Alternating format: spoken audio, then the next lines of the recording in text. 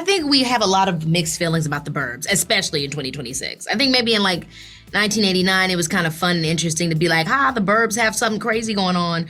But in 2026, the Burbs do have something crazy going on. Or there are at least things that we want to revisit about these archetypes that we imagine in the Burbs. And I think that was maybe a part of the reason why they wanted to do it. Obviously, I don't know. I was brought in after they decided to take a hold of this IP. But when I looked at the pilot and met with the team, I thought, okay, this is a great opportunity to talk about some heavy topics, but to use, the horror genre and comedy almost in a similar sense that I used to love back in the day with like old sitcoms of Norman Lear's, where they wouldn't shy away from some weird stuff or some heavy things, but they found a way to make it, able to be metabolized by the public and really just kind of get it out there and start the conversation.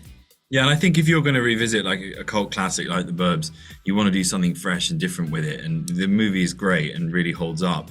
And what we've done is not a remake, it's taken a really strong premise and then created a completely different story and, new characters and a new world. And I think there's lots of nods to the original and lovely little sort of Easter eggs for fans of the 1989 film. But yeah, it's a completely new world that we've built. And I'm excited to, introduce it to a new set of fans as well.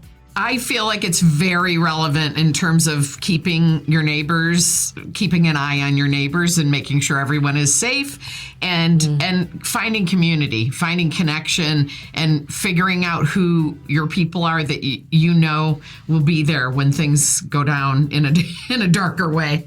Yeah. I think the world feels very volatile, and I feel like the neighborhood in this show in its fictionalized volatility of like murder and all those things, you can see how everyone comes together. And even though Keke's character is new, she recognizes, I think these people are going to be my people and they're going to protect me and I'm going to protect them. So I like that part of it a lot.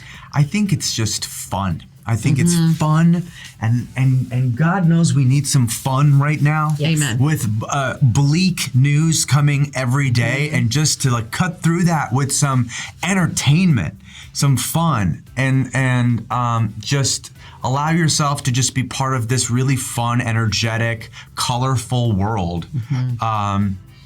Led by Keke, and we'll just let us take you on a ride. It's great escapism for this particular time that it's airing. And I grew up in Minnesota. I'm not going to get political, but I already know that there are places where people are like that, very neighborly, particularly so. Minnesota's known for it and always has been.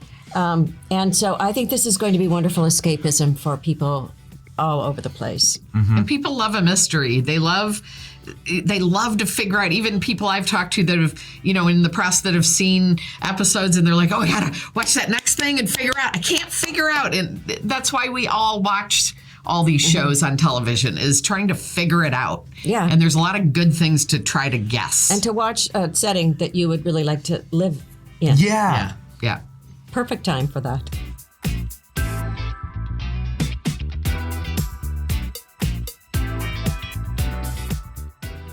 I think it's always like, well, who's saying it's the safest place? We could say anything. You could say it's the safest place in America, and it is literally the opposite, which I feel like right now in our fictional Burbs in this show, it is not the safest place in America, clearly. But I do think that most humans walk around with their shameful secret. They all have a shameful secret. Yeah, I think that's true. And that's why people love reality television. They love to see somebody break down and actually confess what their thing is. I grew up Catholic, and confession was always the place you'd go in that little box with the priest and tell him your deepest, darkest shame. And I think in life, everyone's carrying around their secret. And I think dark and fun can both exist. Like two things can be true at once, and still you can get both out of it. For sure.